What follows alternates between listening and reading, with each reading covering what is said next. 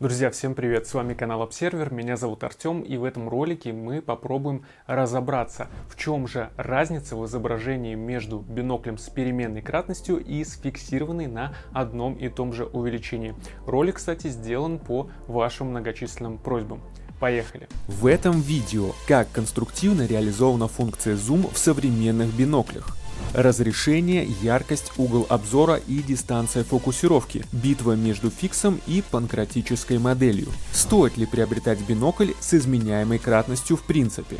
Итак, давайте попробуем разобраться, чем будет отличаться изображение в бинокле с фиксированной кратностью и в приборе с переменной на одном и том же увеличении и при прочих равных параметрах. А помогут нам в этом бинокли от белорусского бренда Yukon, а именно модели 12х50VA и 8-24х50. Инструменты имеют идентичные объективы диаметром 50 мм, общие конструктивные особенности и входят в одну линейку. По итогу это максимально подходящие приборы для подобного сравнения.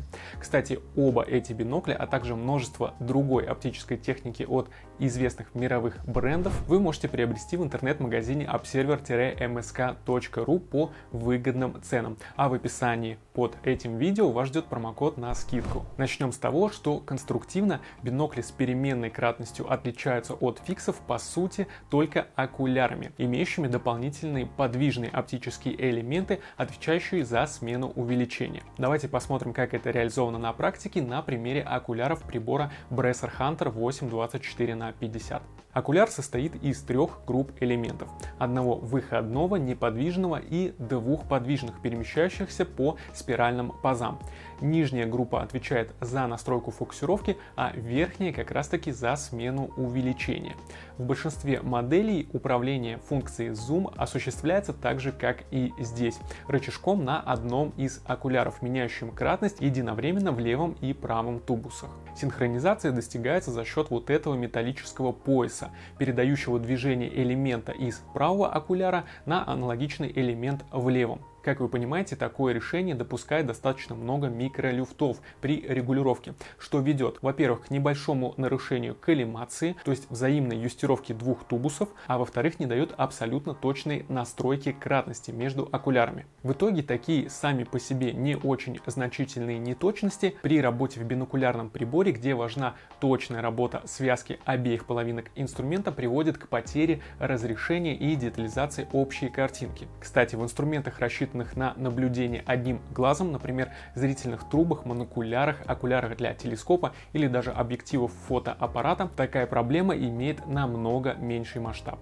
В нашем инструменте Yukon 8-24х50 синхронизация при смене кратности между тубусами реализована за счет передаточного механизма от центрального колеса регулировки каждому окуляру отдельно, а не с помощью металлического пояса, который мы описали ранее, используемого в подавляющем большинстве приборов. Тем не менее, даже такая конструкция все равно не позволяет избавиться от наличия микролюфтов подвижных частей прибора, существенно усиливаемых элементами зум-системы, приводящих к некоторому снижению общего качества изображения по сравнению с моделями с фиксированной кратностью. В теории убрать или, по крайней мере, снизить влияние указанных факторов на качество конечной картинки можно путем разработки более жесткой конструкции, повышения точности расчета оптической системы, которая, кстати, значительно усложнена введением в схему панкратических элементов, а также проведением глубокой коллимации в заводских условиях.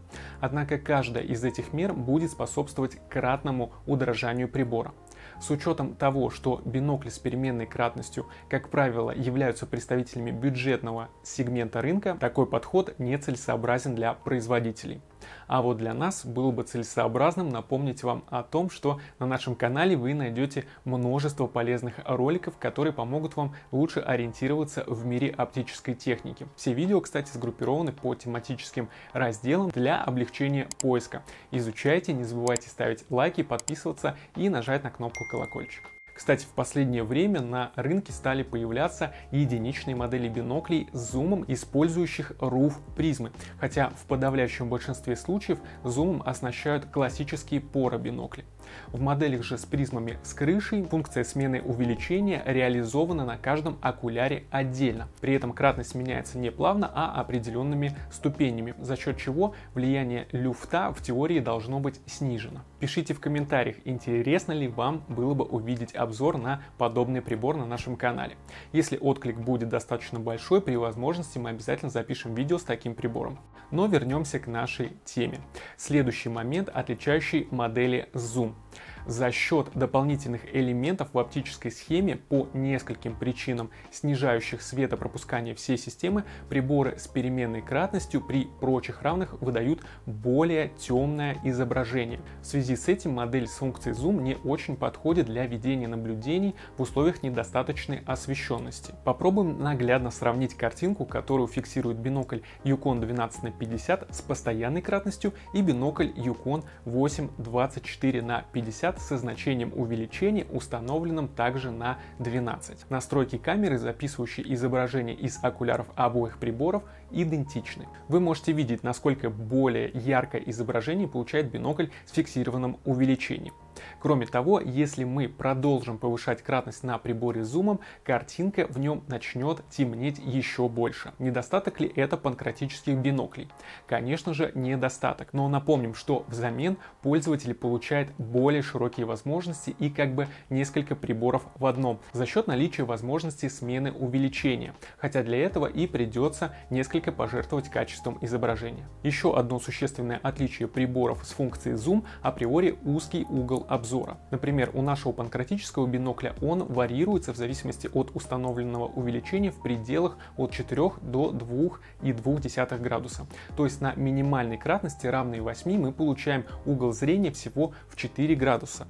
И это по сути у бинокля с параметрами 8х50, что является примерно в 1,5-2 раза меньшим значением, чем у аналогичных биноклей с фиксированным увеличением. Например, у модели Yukon 7х50VA угол обзора равен 6,5 градусам, а у Yukon 8х40 7,5. Так и в нашем случае. При сравнении биноклей с увеличением 12 крат очевиден проигрыш панкратического. Его угол зрения существенно уже и не дотягивает до значения фикса 5,3 градуса. Даже на относительно обзорных увеличениях 8-10 крат с ним не получится вести наблюдение широких панорам окружающей местности. Ну и наконец, не самое существенное, но все же для многих важное отличие – минимальная дистанция фокусировки. Бинокль Yukon 12х50VA способен сфокусироваться на объекте, находящемся на расстоянии всего 5 метров от наблюдателя.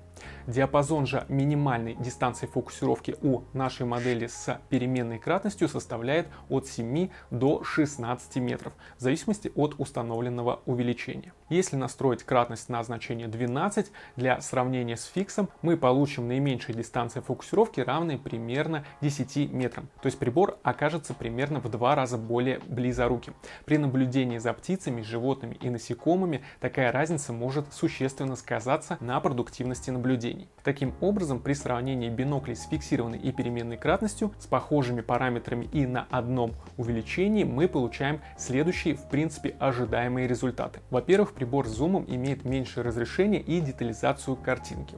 Во-вторых, он обладает более темным изображением, за счет чего хуже справляется с работой в условиях недостаточного освещения, в сумерках, тумане или при пасмурной погоде.